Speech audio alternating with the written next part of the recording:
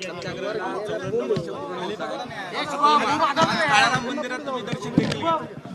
आता एक तर मला स्वतःला आनंद आहे की बाबासाहेब आंबेडकरांनी याच ठिकाणी 2 मार्च 1930ला काळाराम मंदिरामध्ये आम्हाला प्रवेश मिळाला पाहिजे। आम्ही सुद्धा हिंदू आहोत आणि आम्ही दलित असलो तरी आम्ही हिंदू आहोत, त्यामुळे आम्हाला काळाराम मंदिरामध्ये प्रवेश मिळाला पाहिजे या मागणीसाठी सत्याग्रह केला होता। आणि आज मला आनंद आहे की या ठिकाणी सुधीरदास महंत जे आहेत तिथले महाराज आहेत ते आमच्या स्वागतासाठी या ठिकाणी उपस्थित होते। ते आमच्या बुद्ध वंदनेमध्ये सामील झाले होते आणि त्यानंतर त्यांनी आम्हाला काळाराम मंदिराचं दर्शन घडवलेलं आहे आणि ही अत्यंत आनंदाची बाब आहे। बाबासाहेब आंबेडकरांचं स्वप्न पूर्ण झालेलं आहे आणि बाबासाहेबांना ही भूमिका जी होती ती अशा पद्धतीनं सगळा देश एकत्र आणायचा होता आणि आम्ही सर्वांनी सर्व धर्मसमभावाची भूमिका ठेवून आम्ही पुढे जायचं आहे।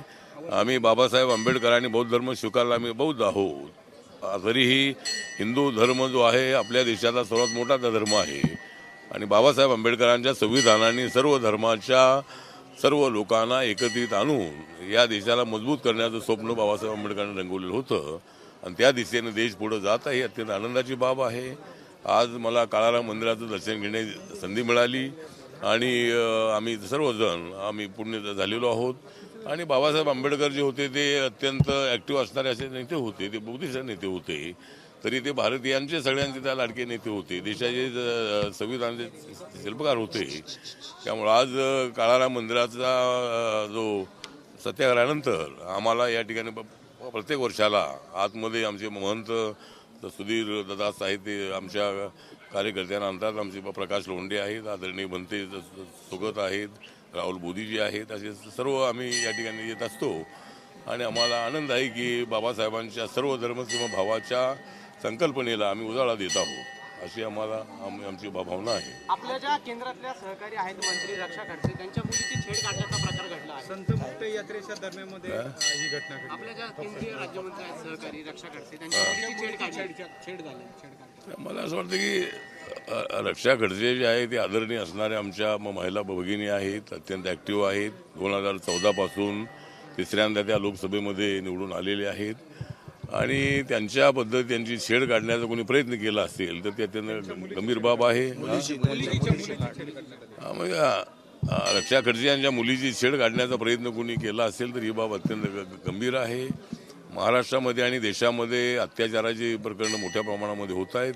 पुण्यामध्ये सुद्धा घटना घडलेली अत्यंत दुर्दैवी आहे, आरोपीला पकडलेला आहे, पण अशा घटना घडू नयेत यासाठी समाज बांधवांनी एकत्र आलं पाहिजे, गावागावांनी एकत्र आलं पाहिजे आणि अशा पद्धतीची मेंटॅलिटी ठिसून काढण्यासाठी सगळ्यांनी एकत्रितपणे काम करण्याची आवश्यकता आहे। अशा घटना घडल्यानंतर विरोधकांनी राजकारण न करता अशा घटना घडू नयेत यासाठी सर्वांनी प्रयत्न केले पाहिजेत आणि रक्षा खडसेच्या मुलीची छेड काढणं ही अत्यंत अयोग्य बाब आहे, चुकीची बाब आहे। अशी रक्षा खडसेची मुलगी असेल किंवा आणि कोणाची मुलगी असेल, कोणाची छेड करता कामा नये अशी आमची भूमिका आहे। पण साहेब तक्रार देऊन देखील आरोपी अद्यापही पकडण्यात आलेले नाही असं त्यांचं म्हणणं आहे। मला वाटतं की तक्रार दिल्यानंतर मला वाटतं आरोपीला लवकर पकडलं पाहिजे। मला काही त्याची पूर्ण माहिती आता नाही आहे, परंतु जर तक्रार केली असेल तर आरोपीला ताबडतोब पकडलं पाहिजे। विरोधकांचं असं म्हणणं आहे की केंद्रीय मंत्र्यांच्या मुलीबरोबर जर अशा गोष्टी घडत असेल तर सामान्य माणसांकडे कोण लक्ष देईल? मला वाटतं की विरोधकांचं म्हणणं जे आहे ते जरी खरं असलंही तरी विरोधकांनी त्याच्यामध्ये राजकारण करण्याची आवश्यकता अजिबात नाही आहे, कारण घटना या अलीकडच्या काळामध्ये मोठ्या प्रमाणात वाढलेल्या आहेत। त्याच्यावर एक सामाजिक अशा पद्धतीचं संतुलन बिघडलेले लोक समाजामध्ये आहेत। वासना कांड जे आहे ते अशा पद्धतीचं हे चुकीच्या पद्धतीनं तर चाललेलं आहे। त्यामुळं याला आळा घालण्यासाठी मला वाटतं काहीतरी नवीन यंत्रणा तयार करणं अत्यंत आवश्यक आहे। पोलिसांनी यामध्ये अत्यंत ॲक्टिव्ह राहणं अत्यंत आवश्यक आहे, परंतु अशा घटना घडू नयेत यासाठी प्रत्येक ठिकाणी लोकांनी जागृत राहिलं पाहिजे आणि अशा घटना घडू नयेत यासाठी कायदा तर आहेच, म्हणजे अशा घटना ज्या होत आहेत त्याला फाशी शिक्षा मिळाली पाहिजे। मला वाटतं की हत्या झाल्यानंतर फाशी शिक्षाची तरतूद आहे, पण असा अत्याचार करणाऱ्यांना फाशीची तरतूद नाही। मला असं वाटतं की बलात्कार करणाऱ्यांनाही फाशी शिक्षा मिळाली पाहिजे, अशा पद्धतीचा भविष्य काळामध्ये निर्णय होणं अत्यंत आवश्यक आहे. शक्ती कायदा आहे तर शक्ती कायदा देखील या निमित्तानं लागू व्हावा. शक्ती कायद्यासंदर्भातल्या ज्या त्रुटी आहे शक्ती कायद्यासंदर्भात देखील काही निर्णय व्हावा अशी आता मागणी होते. कारण महिलांच्या अंतर्गतच्या घटना ज्या त्या वारंवार मोठ्या प्रमाणात समोर येतात. म्हणजे आता कायदे तर आहेतच, परंतु कायदे असले तरी सुद्धा समाजामध्ये कायदे मानणारे लोक असंख्य आहेतच आहे, पण न मानणारे किंवा न ऐकणारे असे लोक आहेत. आणि मग असे लोक जेलमध्ये जातात, कायदा जो तोडतो त्याला जेलमध्ये जावं लागतं. त्यामुळं कायदे करूनच समाज परिवर्तन पूर्ण होणार आहे असं नाही आहे. त्यासाठी समाजाने सुद्धा प्रबोधनाची आवश्यकता आहे, पण कायदे सुद्धा होणं अत्यंत आवश्यक आहेत. कायद्यामध्ये जर काय कायदे करून त्यामध्ये काय अमेंडमेंट करण्याची आवश्यकता असेल तर त्याचा विचार नक्की माननीय मोदी साहेबांचं सरकार करणार आहे. माननीय नरेंद्र मोदी जे ते ॲक्टिव्ह प्रधानमंत्री आहेत. नरेंद्र मोदी साहेबांनी या काळाराम मंदिरासाठी 100 कोटी रुपये याच्या डेव्हलपमेंटला दिलेले आहेत. आणि आता प्रयागराजच्या महाकुंभनंतर आता नाशिकमध्ये त्र्यंबकेश्वरमध्ये सुद्धा 2027ला या ठिकाणी सुद्धा महाकुंभ 144 वर्षानंतर येणार आहे. तर मला असं वाटतं की मॅक्झिमम या काळाराम मंदिराच्या डेव्हलपमेंटसाठी अजूनही राज्य सरकारने पैसे द्यावेत. आणि जे 100 कोटी रुपये जाहीर केले होते ते लवकरात लवकर या डेव्हलपमेंटसाठी आले पाहिजेत आणि या काळाराम मंदिराचा कायापालट झाला पाहिजे अशी आपली भूमिका आहे. चला थँक्यू. महत्वाचा प्रश्न आहे. आजपासून पुन्हा एकदा ते न्यायासाठी मोर्चा काढताय. नाशिक पासून मोर्चाला सुरुवात होणार आहे, मुंबईला जाणार आहे. आम्हाला वाटतं की आपल्याला माहीत आहे की परभणीमध्ये बाबासाहेब आंबेडकरांच्या पुतळ्यासमोर असणाऱ्या संविधानाची काच फोडून त्या ठिकाणी संविधानाचा अपमान करण्यात आला होता. आणि त्यानंतर जे आमचे दलित आंबेडकरी समाजाचे बौद्ध समाजाचे तरुण होते, महिला होत्या, त्या रस्त्यावर उतरल्या होत्या.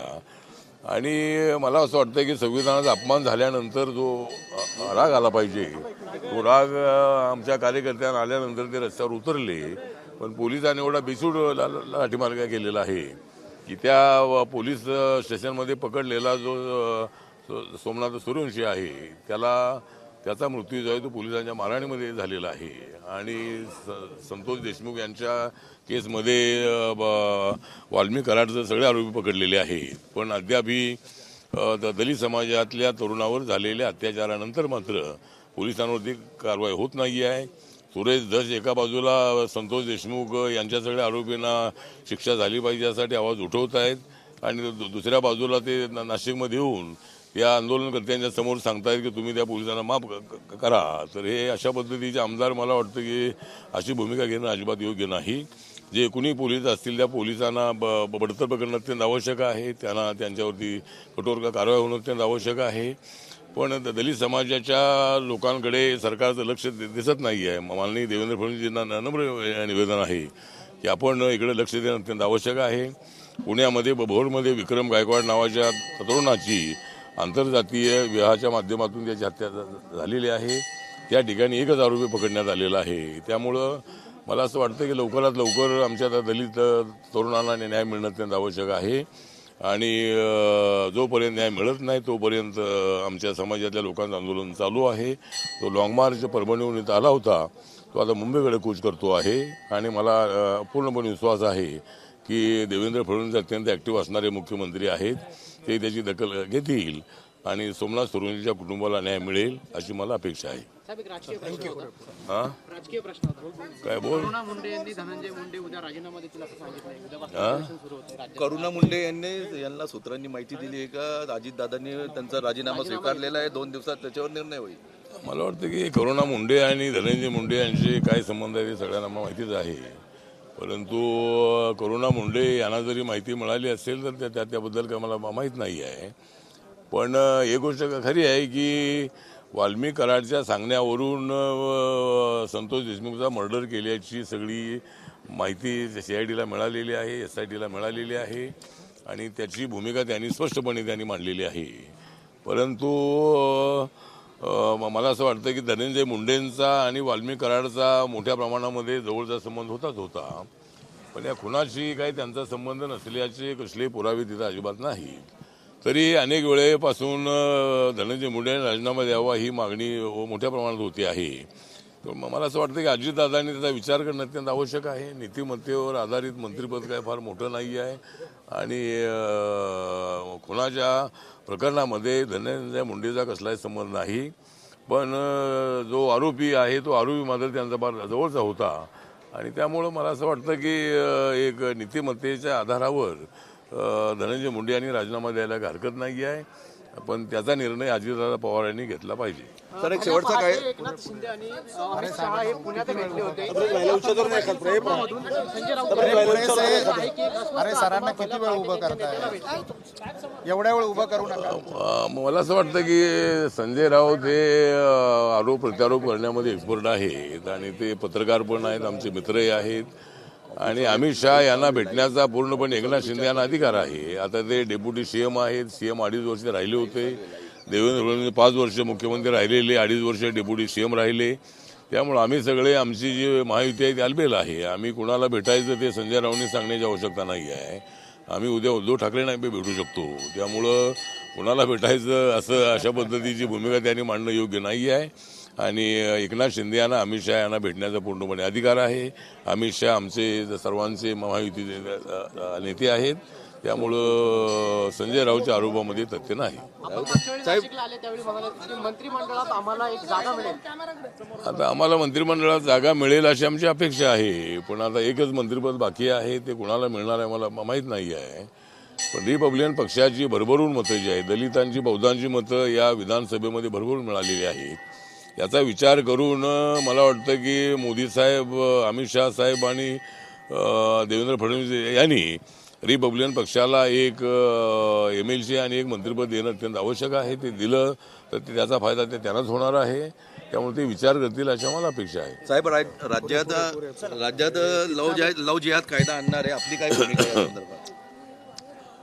तर लव जिहादच्या संबंधामध्ये माझी भूमिका जी आहे ती लव जिहादला माझा पाठिंबा नाही आणि जर कायदा होणार असेल तर अनेक वेळेला मुस्लिम मुलं आणि मुस्लिम मुलगा आणि दलित किंवा हिंदू मुलगी एकत्र येतात, त्यांची ओळख असते. ती काय धर्म असते अजिबात नाही आहे. पण त्या मुलीचं धर्मांतर करू नये असं माझं मत आहे. त्यामुळं ज्या पद्धतीनं आपल्याला माहीत आहे की आपले समीर वानखेडे यांचे वडील वाशिमचे आहेत, त्यांनी मुस्लिम मुलीशी लग्न केलं होतं पण ते काय मुस्लिम झाले नव्हते. त्यामुळं दोन जे तरुण एकमेकाच्या स्वभावाला एकत्रित आणून ते जर एकत्रित आले तर त्या प्रत्येकाला लव जिहाद म्हणणं ठीक नाही आहे. त्याला मुलीचं जे धर्मांतर होऊ नये अशी माझी भूमिका आहे आणि कायदा होत असेल तर त्यामध्ये अशी तरतूद असावी. ABP माझा, उघडा डोळे बघा नीट.